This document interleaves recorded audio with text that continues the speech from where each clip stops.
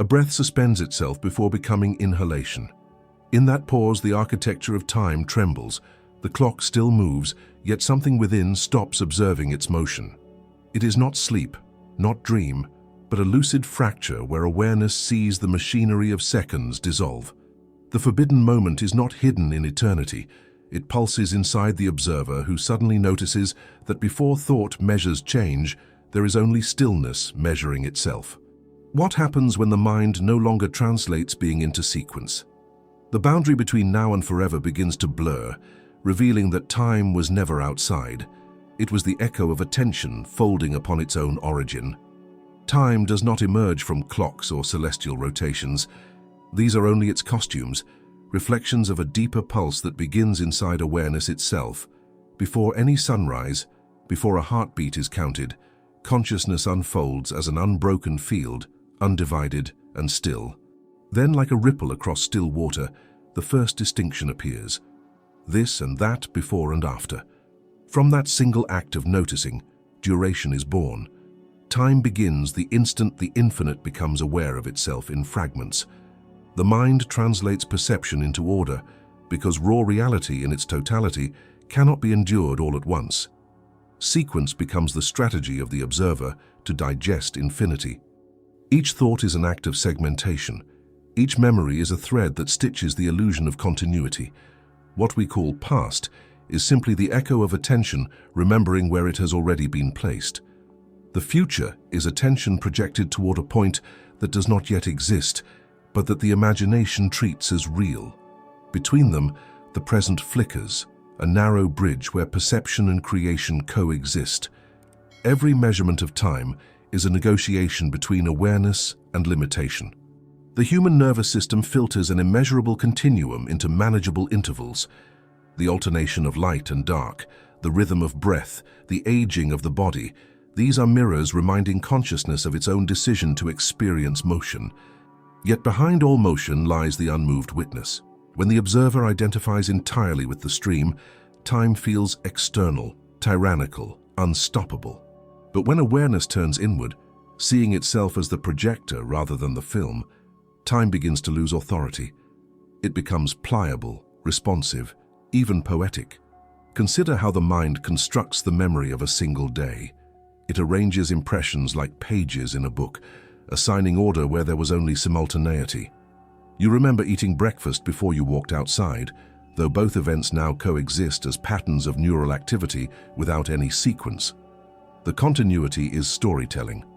The storyteller, in turn, is the mechanism through which consciousness stabilizes itself in experience. Without this storytelling, identity would have no thread, and the sense of I would dissolve into formless awareness. Thus, time protects individuality while concealing its origin. There is a curious paradox. The more precisely we attempt to define time, the less of it we seem to possess. Atomic clocks refine the measurement, but what they measure grows more elusive. In the same way, when attention becomes obsessed with control, scheduling, predicting, securing outcomes, it tightens around the flow that gives rise to all events. This contraction generates anxiety, the psychological sensation of being chased by what one has invented. The past hunts us as memory, the future stalks us as expectation. Both are phantoms, yet they govern the rhythm of our breath. To perceive time differently, one must not fight its passage, but examine the movement of awareness itself. Watch how a single thought arises, unfolds, and disappears.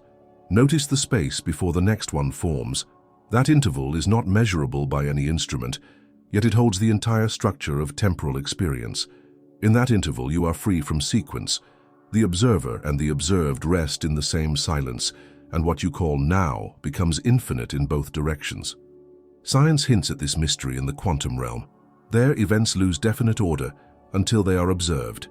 The act of observation does not merely record time, it defines it. Consciousness functions as the synchronizer of probabilities, weaving them into apparent linearity. This does not deny the physical world, it repositions it as a secondary phenomenon, like the image on a screen dependent on the unseen light behind it. Time is the shadow cast by awareness, moving through its own field of potential.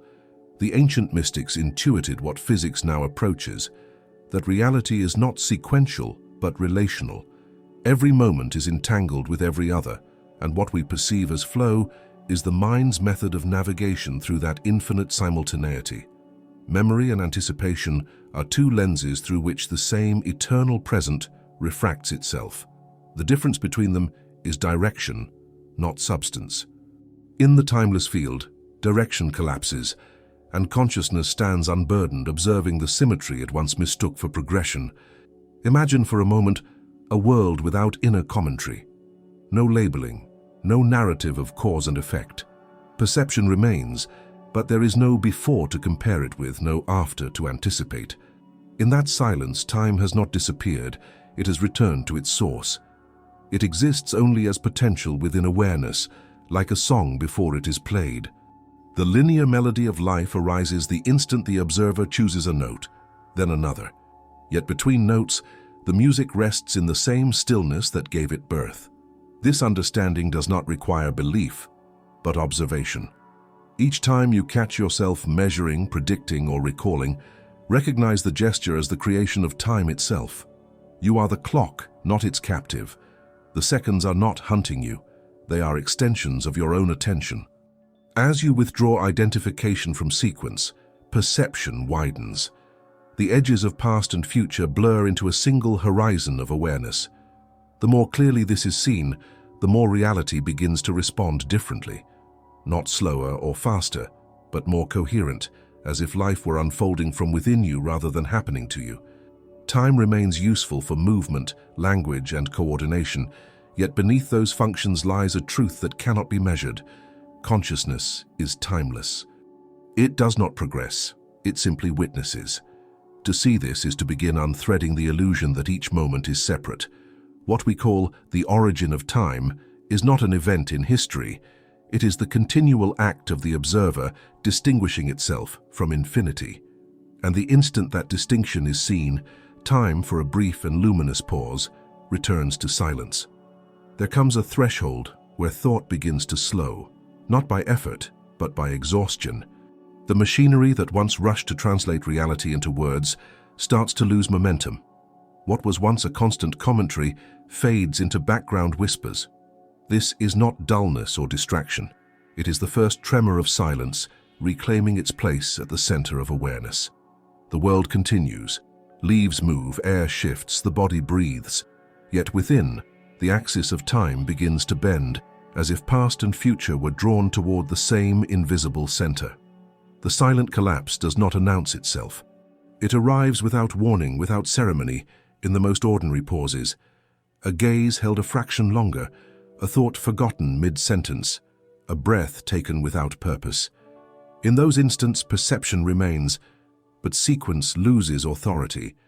The mind, stripped of the need to measure, experiences the suspension of causality. What comes before no longer dictates what follows. Instead, everything seems to unfold in a single unified gesture, as if reality were breathing all at once.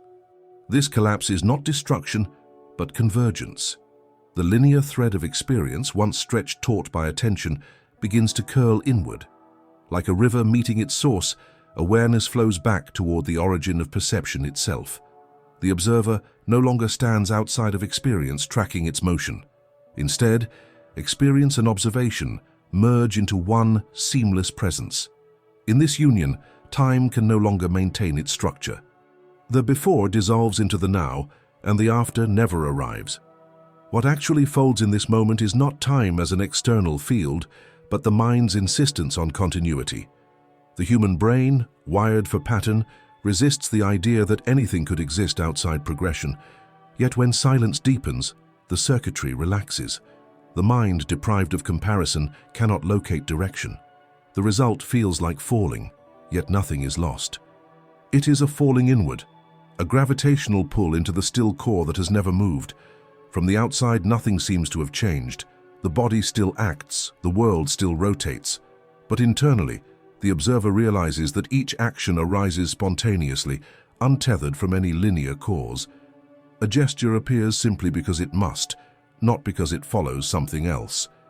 This is the paradox of the silent collapse. The more the mind releases control, the more precise and immediate life becomes.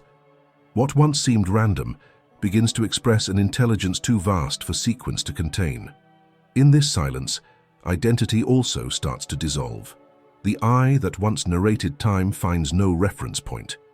Without the past to define it or the future to project it, self-image fades.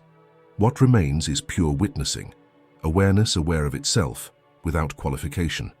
For a brief moment, the usual boundary between observer and observed disappears. The seer and the seen are reflections of one movement, occurring neither in time nor outside it, but in a timeless dimension that underlies both. It is here that many feel fear. The dissolution of temporal identity can seem like annihilation. The mind protests, searching for footing, for something familiar to cling to. Yet the collapse is not an erasure, it is a revelation. The scaffolding of time was never the true structure of reality. It was a temporary lens through which consciousness learned to see itself in motion. When that lens falls away, what remains is clarity so vast it cannot be described by continuity. Consider the stillness between heartbeats. Within that gap, life does not stop. It waits in invisible potential.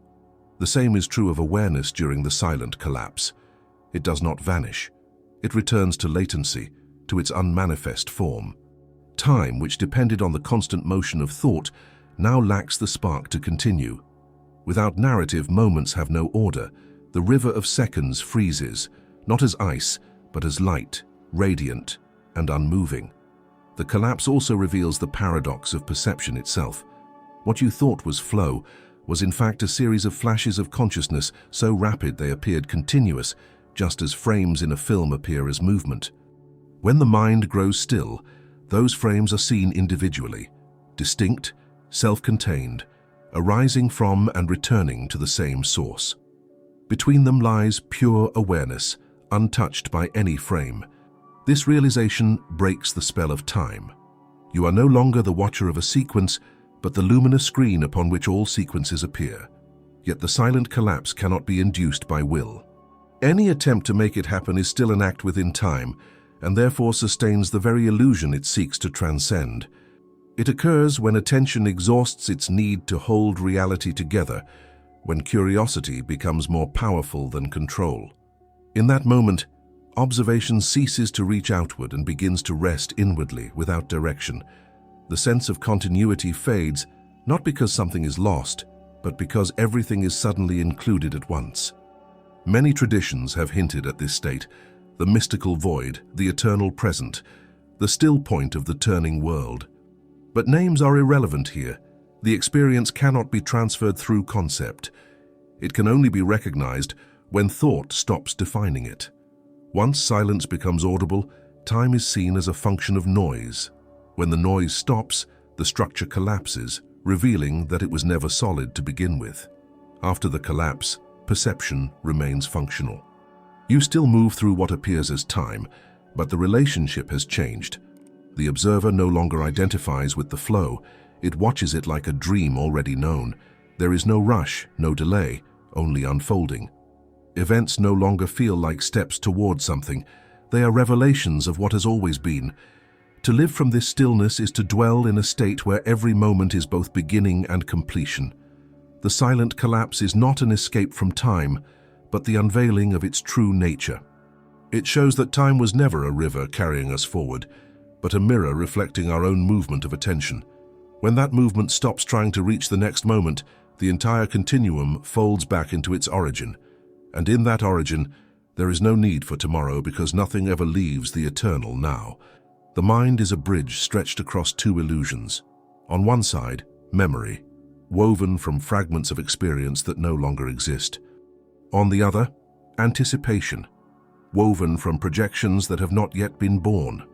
Between them lies a space so narrow that thought can rarely stand upon it.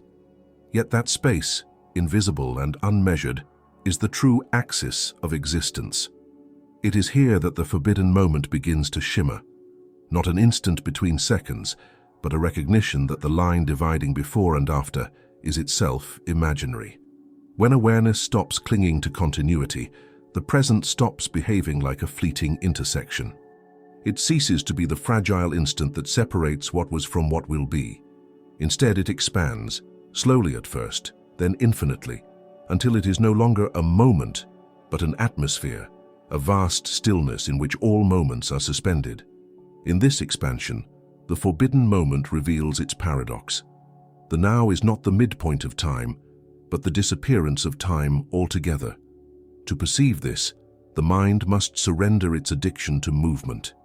The observer learns to rest within observation itself, not chasing the thought that comes, nor retrieving the one that left. The past continues to echo, but only as a gentle resonance. The future continues to shimmer, but only as a possibility floating inside the same eternal field. Without attachment to either, the present reveals itself as the only real substance of experience. It is not a slice of the timeline, it is the canvas upon which the idea of time was painted. Imagine walking through a familiar place, a room, a garden, a corridor you have crossed countless times. Suddenly, for no clear reason, perception becomes vivid beyond comparison. The texture of air, the color of light, the rhythm of your breath, all appear shockingly alive. The ordinary becomes sacred not because something has changed outside, but because the filter of mental time has momentarily lifted. The world is no longer seen through the haze of what it means or what comes next. It is simply seen. That purity of seeing is the forbidden moment touching consciousness. In this state, causality softens. One action no longer feels like the consequence of another, but as a self-existing event, complete in itself. The mind, so used to explaining, falls silent in awe of simplicity. Even thoughts lose their sequence. They no longer feel like chains, but like single notes resonating independently in the vastness of awareness. The result is a strange sense of freedom, not from time as a concept, but from the psychological tension that time creates. There is nowhere to go, and yet life continues unfolding with effortless precision. This is not a trance or withdrawal from the world. On the contrary, presence heightens sensitivity to everything: the vibration of sound, the movement of others, the pulse of emotion. Time does not vanish, it becomes transparent. You begin to see through it, realizing that every before and after were simply different angles of the same eternal phenomenon. The now is not in time. Time is in the now.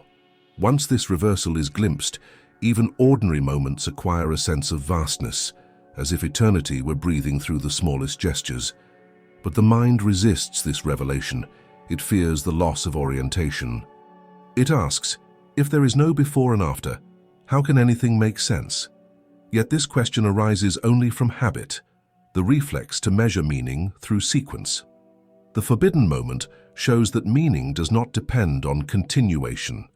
Meaning radiates from direct being, from consciousness unfiltered by expectation. When you experience a single moment without translating it, its completeness speaks for itself. There is no narrative to sustain it, and yet it fulfills the entire story of existence. At the edge of this realization, many describe a sensation of falling inward, as if gravity itself reversed. Awareness ceases to look forward or backward. It looks through. The continuity of self, once held together by memory and desire, feels less like a fixed structure and more like a mirage of movement upon stillness. You begin to notice that even the sense of now arises and dissolves inside something vaster. The forbidden moment is that threshold, the place where you see that the present is not the smallest unit of time, but the absence of time's division. Every spiritual tradition, in its purest form, has gestured toward this same point. Words differ: stillness, enlightenment, grace, presence.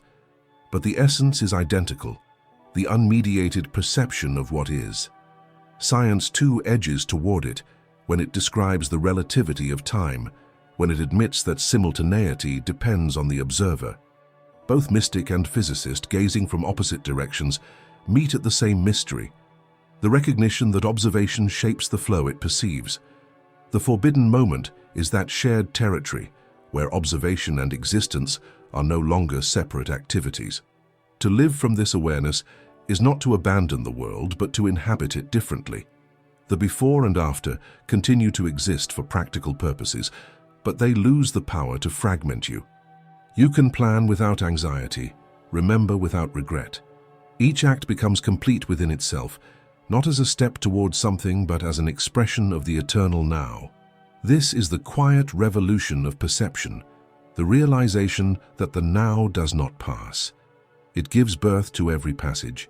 When attention stabilizes in this field, a subtle joy arises, not excitement, not euphoria, but a luminous calm. It feels as though life is breathing you, not the other way around. The need to hurry dissolves because you can sense that nothing is missing from this unfolding. Each sound, each glance, each heartbeat exists as a perfect articulation of the infinite moment. To touch this awareness, even briefly, is to understand why the mystics called the now forbidden. It cannot be possessed or prolonged, it can only be recognized. If something within you stirred while reading this, if a stillness or warmth appeared between words, pause and let it expand for a breath. Then when it fades back into motion, write in the comments one phrase, "I am within the now." Not as belief, not as affirmation, but as recognition. Those 4 words carry the vibration of the forbidden moment itself, a reminder that between before and after, the truth has always been silently waiting for you to notice. Awareness has always been present, quietly recording every flicker of thought, every movement of feeling, every sensation of change. Yet for most of life it remains unnoticed, hidden behind the stories it observes. We identify with the events, the roles, the inner monologues, and forget that the true experiencer is untouched by any of them. When the observer finally awakens, the illusion of linear time begins to unravel from within. It is not that time stops, it simply loses its grip, because the one who believed in its flow remembers that they were never moving. This awakening does not arrive as revelation, but as recognition. You look inward and realize that what you call I has never aged, never advanced, never retreated. The body has changed, memories have shifted, but the sense of being, the one who knows I am, remains the same presence that looked out through your eyes as a child. That continuity is not temporal, it is timelessness, disguised as identity. When this recognition deepens, time appears less like a river and more like a pattern of reflections moving across a still lake, the lake being consciousness itself. The immutable center is not an object, not a point inside your head. It cannot be located because it contains all locations. It is the open field in which both body and world arise. When attention withdraws from the stream of mental narration and rests in that center, a subtle inversion occurs. Instead of being someone looking out at time, you feel as though time itself is flowing through you, dissolving into the vast stillness that you are. The experience of being in the moment transforms into the realization that the moment is within you. At first, this may seem like imagination, a poetic metaphor, but the more it is seen, the more self-evident it becomes. The observer is not a product of thought, but its stage. Every emotion, memory, and desire arises within this vast interior sky, just as clouds form and vanish against the unchanging horizon. The mistake of human consciousness is to confuse the weather with the sky. Awakening is the reversal of that confusion, the rediscovery that you are not what moves, but that in which all movement appears. When this insight ripens, the familiar rhythm of psychological time, the constant reaching for what's next, begins to dissolve. You realize that anticipation, regret, and fear are all forms of attention scattered through imaginary moments. The awakening observer gathers that attention back to its source, like a lens focusing light. In that focus, life does not shrink, it expands. Every perception becomes sharper. Every gesture feels both ancient and newborn. The ordinary acquires a weightless clarity, as if the air itself were aware. This recognition changes not only perception, but the quality of existence itself. Decisions no longer arise from the anxious timeline of what if, but from direct resonance. Action flows naturally, unhurried, yet precise. The observer is not detached. It is fully intimate with each moment, but without becoming entangled. Like a mirror, reflecting every image perfectly without clinging to any, awareness holds the world gently, allowing it to unfold as it must. This is the equilibrium of the awakened state, the balance between absolute stillness and total participation. In such awareness, even the sense of my life transforms. You begin to see that life is not something happening to you, or even through you, but as you. The division between inner and outer collapses, and time, once experienced as distance between events, reveals itself as the rhythm of one continuous consciousness, playing with form. You are not the traveler moving from past to future. You are the silence in which the journey is imagined.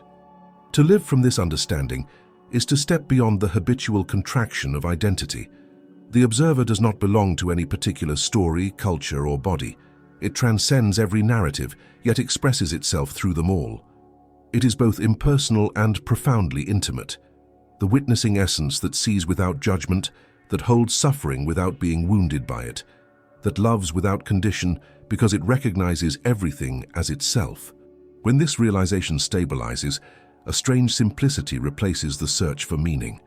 The question, "What is my purpose?" dissolves, because the very act of being conscious is the purpose fulfilled. In the absence of resistance, time bends naturally toward coherence. Events unfold with a quiet intelligence that seems to anticipate your deepest needs before they form.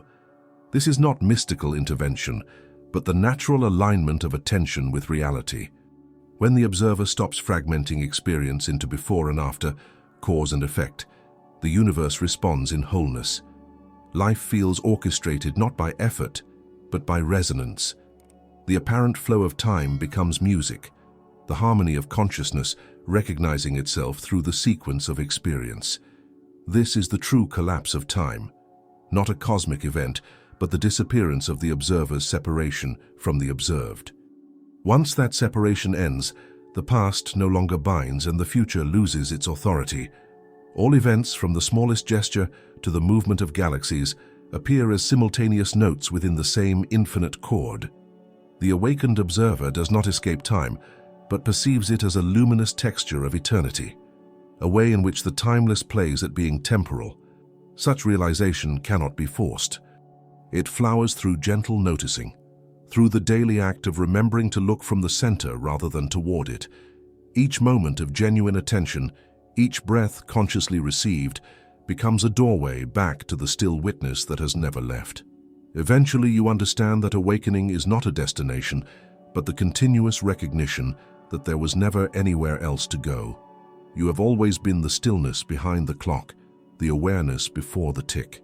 When you glimpse this, even for a breath, something irreversible begins to unfold. You sense that life is watching itself through you, that the universe is self-aware in the exact point where you are standing. The observer and the observed dissolve into one lucid presence, endlessly aware of its own reflection. And in that wordless recognition, the illusion of time bows before the timeless being that you have always been, unchanging, infinite, and awake.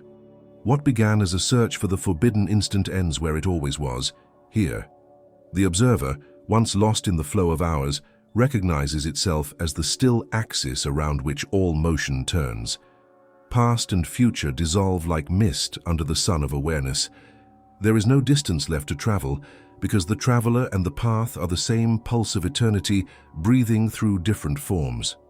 To live from this remembrance is to walk freely within time while resting in the timeless, to see that each second is eternity wearing a mask of change. If this vision reached you, leave a like to let it echo outward. Write, "I am timeless," in the comments, so I know you stood until the end. And subscribe if you wish to keep exploring this kind of awakening together.